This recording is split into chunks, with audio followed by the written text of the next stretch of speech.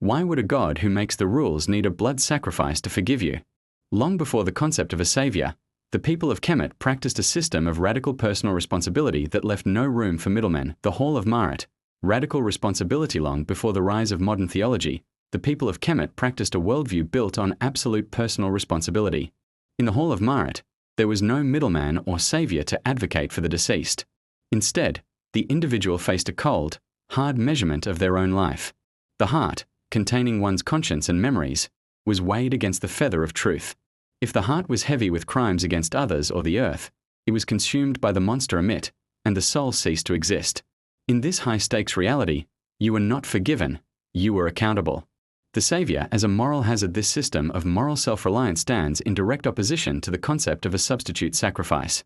Critics argue that the narrative of a Savior paying for the sins of the world creates a moral hazard.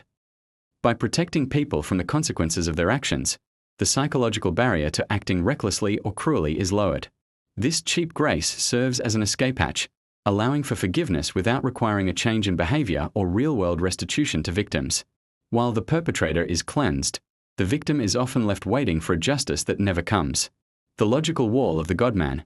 The transcript deconstructs the central Christian claim that Jesus is both fully God and fully man as a logical absurdity. Logic dictates that something cannot be two opposite things simultaneously, like a square circle. If Jesus is an immortal, all-powerful God, his suffering and death are seen as a show rather than a reality.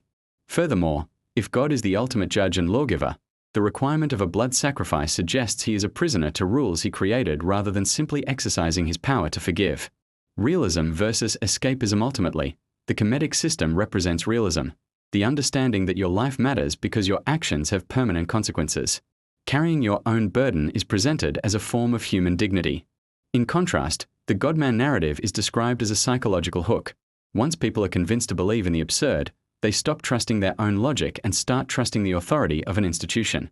Restoring the bootstrap logic of ancient Kemet is framed as a move away from moral cowardice and toward true integrity.